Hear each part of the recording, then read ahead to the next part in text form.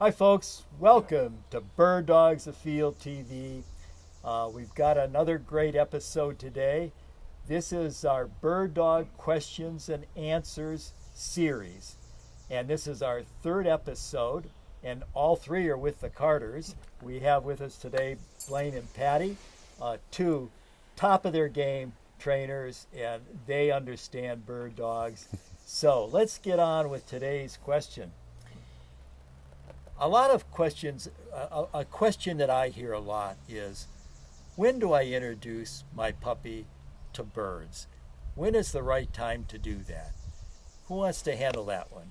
Well, I'll start since I'm kind of more the puppy person, and I'll tell you what I do. And, when we started, it was our litters, and so now he has the DK litter, and I have the Navda litter. And so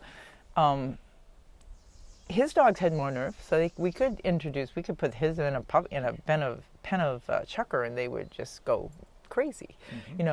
Mine aren't quite that driven and confident out of the box, so they got all the nervous system I want, but they were a little more attentive. What is that? And then that was the first date of introduction to a bird at 6 weeks, and 6 weeks? maybe 5 weeks. Okay. And then I waited another week and did it again at 6 weeks, we'll say, and totally different dog.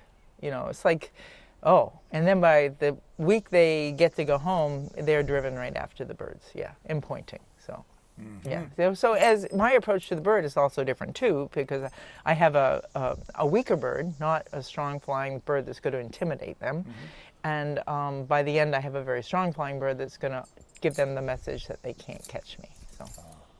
Wow. So that's how I do you've it. captured a lot. So they get short period of and time. my theory, as you've heard, is every puppy that leaves our house should be exposed to everything they're going to see the rest of their life: car rides, people, kids, other dogs, and birds. And that's at 8 weeks? By 8 weeks, yeah. By 8 weeks, yeah. Yep, so. And you even have them, might not be a steady point, but at least a flash point. That's right. Right. Good. Yep.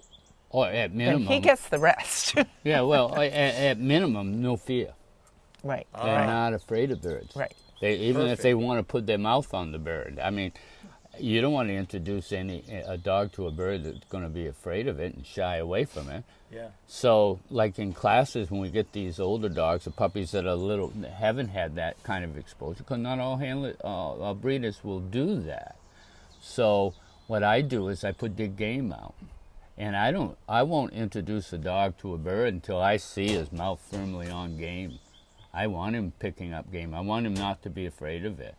Because I need the chase. I want to see in that little puppy, I want to see him want to go get it. The stronger he wants to go get it, then I can use techniques like, I'll let him find game. But I'll put these birds in very softly. He'll go in and find it. And that bird will fly off. He'll bump that bird. The bird will jump up in front of him. They'll look at it. And I want to see that forward advance in them. Because I don't want to say, no, I don't want you to chase at this young age. Because I know this chase is going to lead right into search.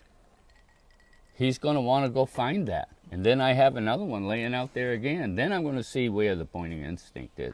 If I see that pointing instinct and that strong chase and the development of that search to get right out there, now I know that I need to get into my wall work. I need to have... watching that little tail. I'm watching his tail, She loves that tail. I love that tail. Make those perfectly. You can see it. You go, I got it. Oh, there it is. And it can't wait any longer. Bing. Then it goes... And then he's gone. The tail is what we watch the entire October, November. Yes, right? we do. We watch the tail. That's an so important then I'll part.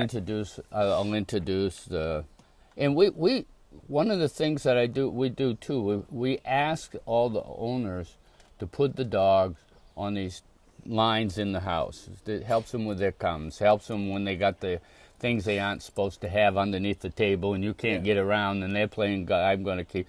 So you're pulling on it, and you're doing these little lead things. So there's little connectors in development that comes. If we don't have that development, then I have to take the older dog, get him to that level, and then bring him back. And now I'm going to put in some constraints. I need to be able to pull on the leash and have him not fear the lead as it,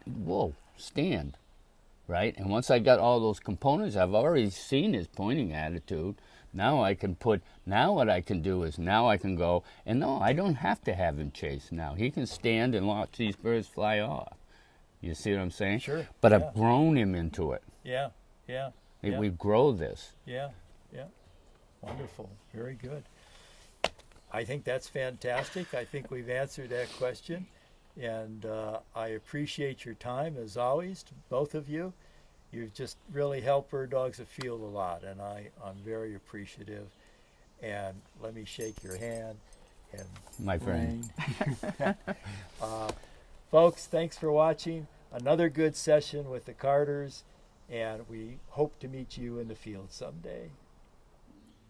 Bird Dogs Afield, presented by Native Performance Dog Food, providing performance diets for the canine athlete, and brought to you in part by Pete Shoe Dryer, inventor of the footwear dryer, takes on the nuisance of foot odor. Thorogood Footwear, made for hunters, by hunters, since 1892. Tim Pond Wilderness Camps, the place you've been looking for, but didn't know how to find.